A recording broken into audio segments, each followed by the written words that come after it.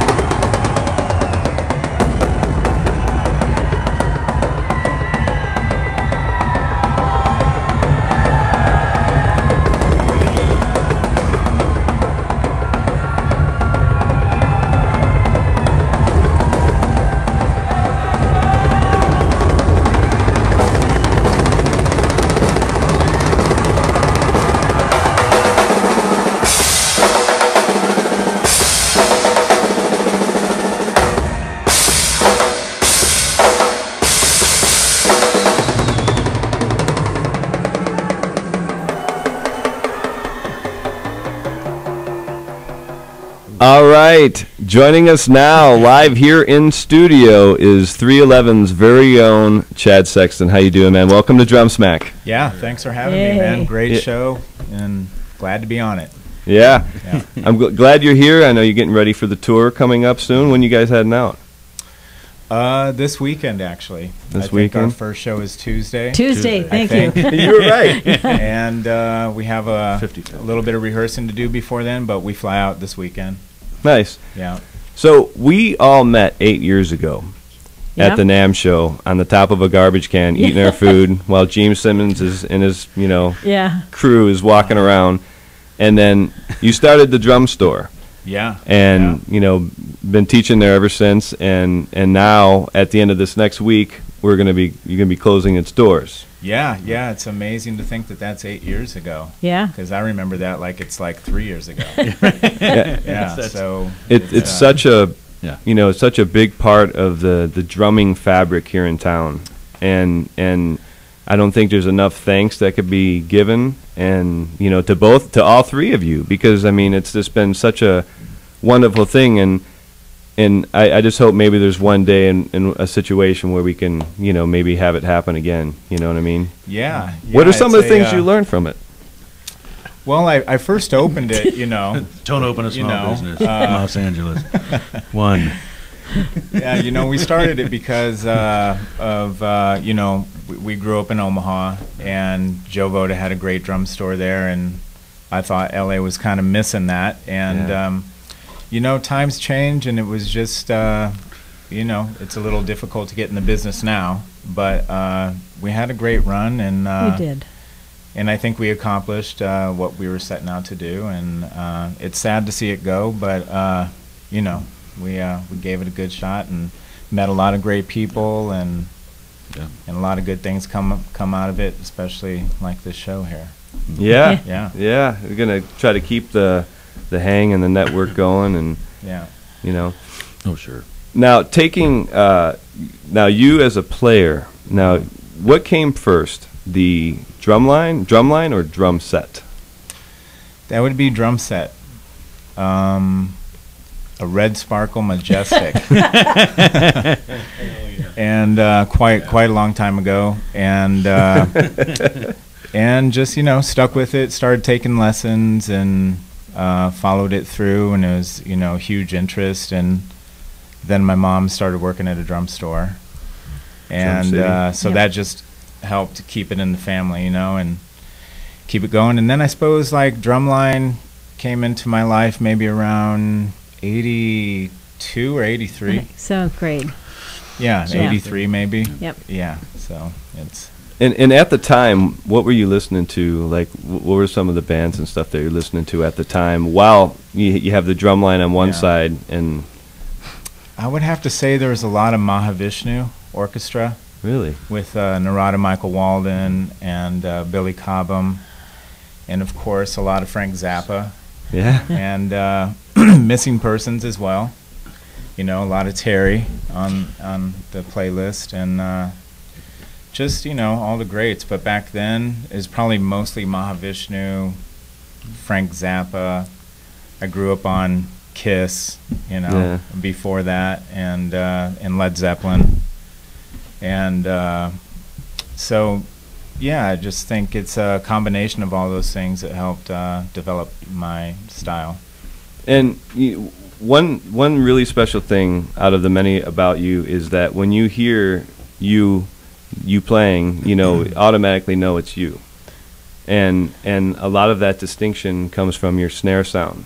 Mm-hmm. And is that drumline influence, or has it always been kind of cranked and played? Yeah, it's all the above. I mean, Stuart Copeland had a pretty tight snare, and so it's kind of in that realm, except is probably more influenced by drum corps, and it really came quite naturally, and I just was always hitting a rim shot on 2 and 4, and it just kind of stuck. And when I was playing with the band, they liked it because it sounded like it had more energy, and really it's just the way you hit the drum. Really, you can crank the drum, but it's how the guy hits it that gives it, the characteristic. How would you hit it? How would you tell a guy to hit his snare drum to sound kind of like yours? Well, on different songs I'm hitting it different ways. So like on something like a ballad, I try and give it a little more rim and pull back a little bit, but I'm still hitting rim shots. They're just not, I'm just not cranking them. Sure. And on something like, a rock song, maybe a little more beef, on closer it. To the center. Yeah.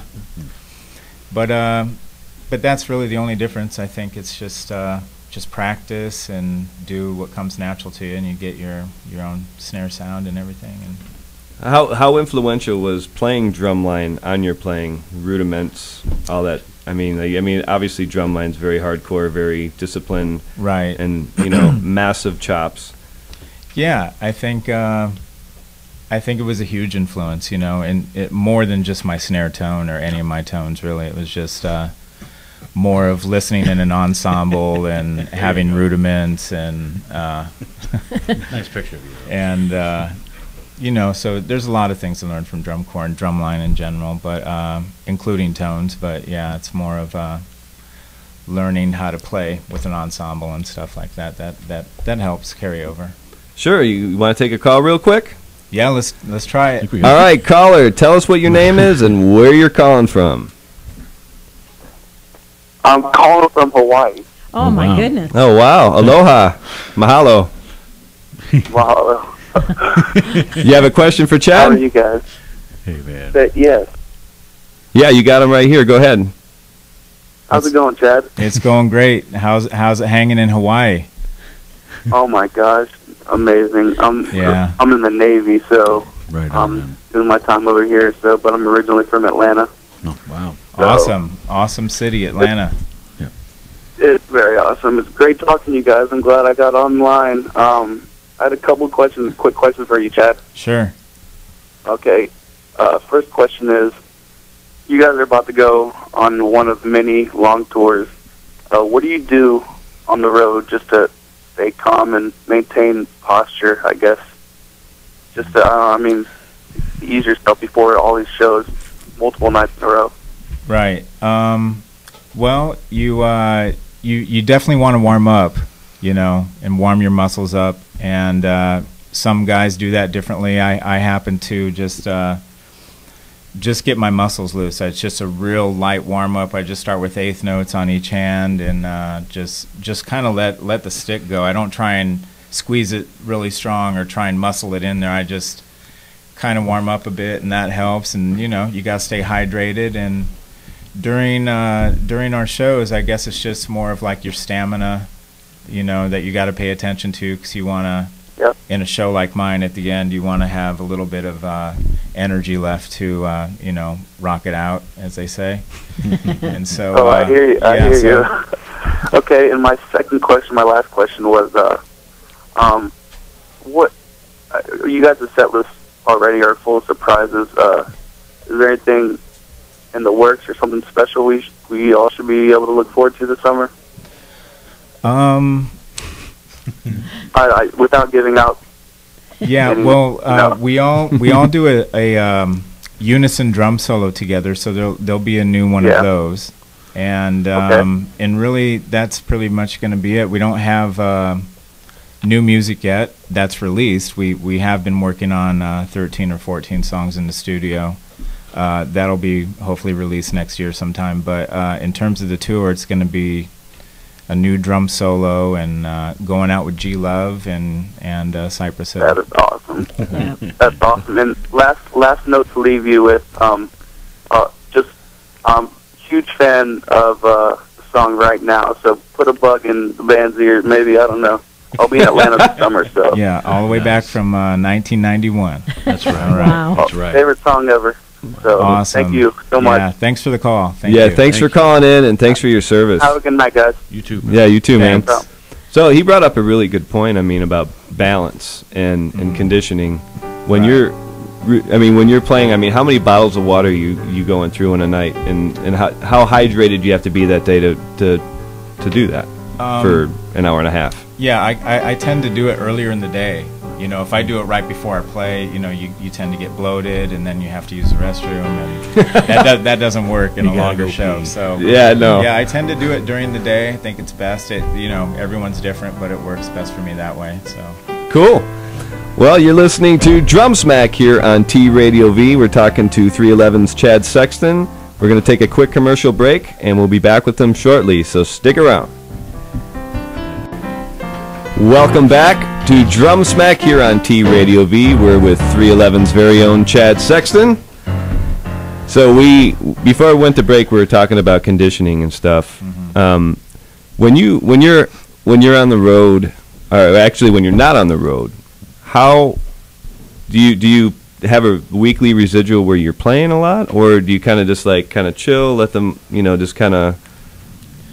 Yeah, for me, I'm more of a natural guy. I like letting things happen, and so I don't really have a drum set up at my house. We have a studio, so if I want to play, I go down there, and sure. There's sometimes things I want to work out, but the thing I like doing is being able to write, drum parts to actual songs instead of just drum shedding and whatnot. Sure. And so it's I think it's somewhat challenging, to write to song and come up with cool parts that are unique and not too cerebral for me. And right. I just like nature to happen, and I start doing things and I don't know why I'm doing them. But there's several different ways to do that. I'm sure guys really like to analyze what they're doing, and there's so many different situations, and I'm just really fortunate that my parts can be really, as free as I've made them, and there are probably a few more notes in there than there have to be. But we're trying to have fun, sure. And hopefully that fun transfers, when we perform. And so, yeah, not a real strong regiment. I pick it up if we're writing a record or we're rehearsing for tour. Okay. And whatnot, yeah. You have time to take apparently we have another call. You want to take another call? I have plenty of time. Hot stuff. All right, caller, what's your name and where are you calling from? Hey, my name is Chris. I'm from Orange County. Oh, nice. Welcome to DrumSmack, Chris. You have a question for Chad? I do. 2 quick questions real quick. First, how you doing, Chad? Doing great, Chris. Thanks. So, one thing I love about all 311's albums is they've all got that 311 sound, but everyone's got a slightly different feel. And I was just kind of curious, what feel are you bringing with the drums on the new album, especially compared with your intensity and sound on the last few? Right. Well, I think this one, the thoughts that I'm having are more of I don't know a better word than like danceable rock. So I'm trying to rock it out, but then I definitely want people moving and I want people grooving. So those are the two things that come to my mind on these new songs is danceable rock, unless it's a obviously slower tempo song. But just almost like taking Four on the Floor and trying to make that very interesting, and so it doesn't seem like Four on the Floor. But yeah, that's kind of the only direction I've been heading, and sounds kind of strange, but it's a little more aggressive than say dance rock. So, do you have a second question, caller, Chris? Yeah, I also love kind of paying attention to what equipment you're using when you go out every year. And I was curious if you'd be rocking a new kit this summer, or if you have any major changes to your setup with cymbals or anything.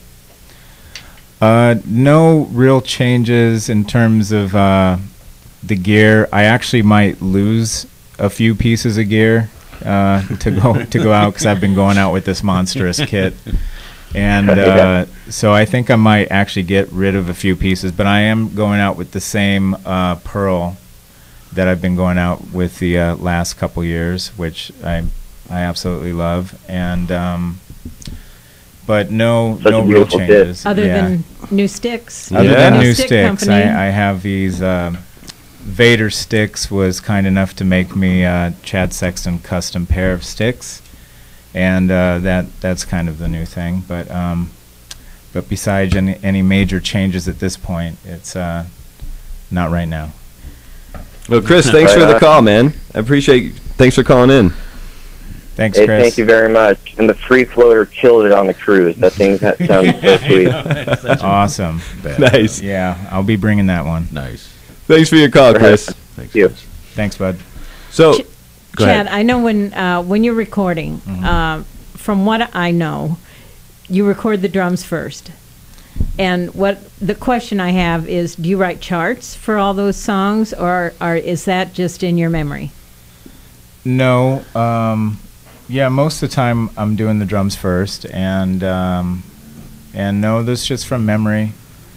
Sometimes some producers like to have a track going, and in drum corps you memorize all this music and stuff, so it's real easy for me to memorize drum set parts, for songs. Yeah. It's not like a 4-minute drum solo I have to memorize or anything, so it's real easy for me, and I just remember the song and can recall the song in my head and just lay it down to a click track or whatever. And then when you're playing on stage, are you listening to a click track, or are you listening to tracks? Or? No, I'm not listening to tracks. It's myself basically in the click track. Yeah. When we have click tracks, so that's what's in your ears. That's what's in my ears. Yeah. Which percentage of songs do you use a click on your show?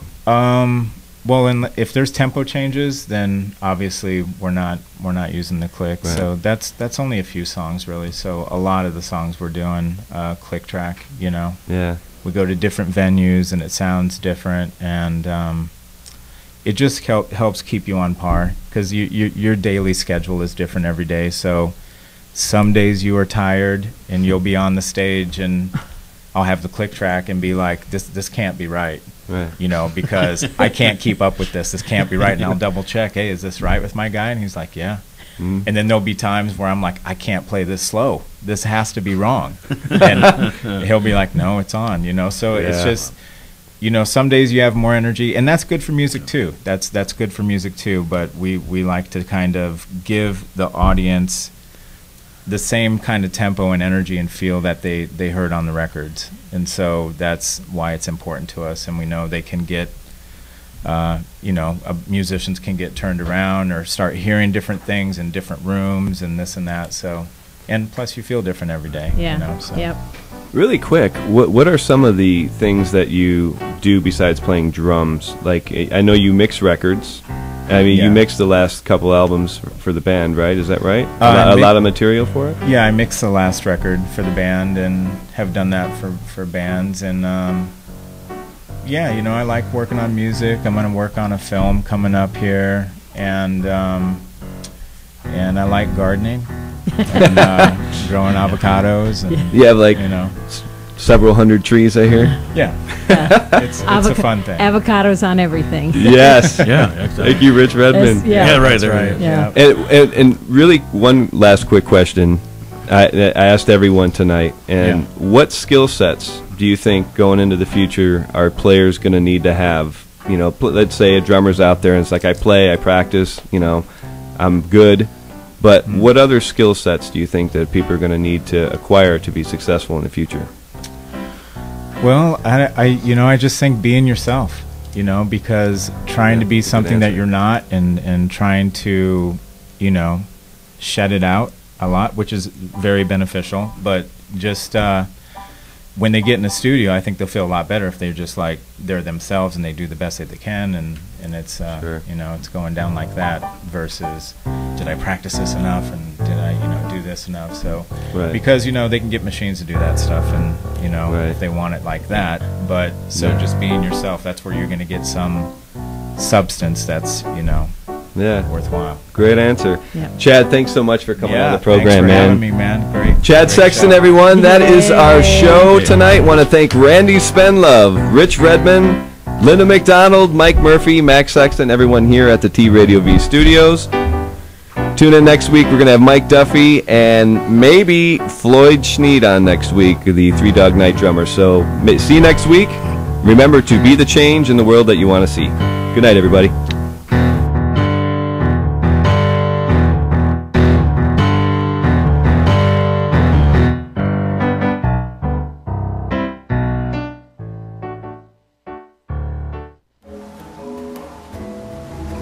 You are watching T-Radio V. Radio and TV.